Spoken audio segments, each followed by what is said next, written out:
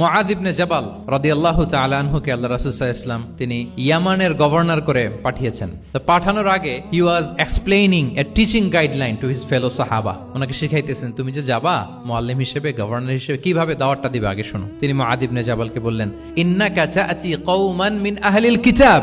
হে মুআয, জেনে রাখো এমন একটা এলাকায় তোমাকে পাঠাচ্ছি, তারা কিন্তু আহলে কিতাব, মানে তারা হচ্ছে Jewish and Christian community, they are not Muslim, তারা কিন্তু ইহুদি খ্রিস্টান ওখানে। সো তুমি কিভাবে দাওয়াত দিবা? ফাদউহুম ইলা শাহাদাতি আন লা ইলাহা ইল্লাল্লাহ আন্না মুহাম্মাদুর রাসূলুল্লাহ। প্রথমে তাওহীদের দাওয়াত দিবা। আওয়াজ করে বলেন, প্রথমে দাওয়াত হবে কিসের?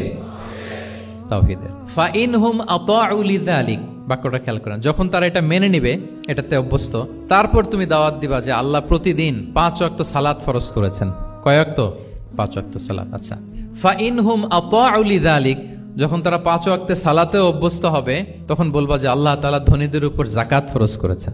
ফা ইনহুম আতাউ লিযালিক, যখন ওইটা মানবে, এরপরে বলবা রমজানের রোজা ফরজ করেছেন।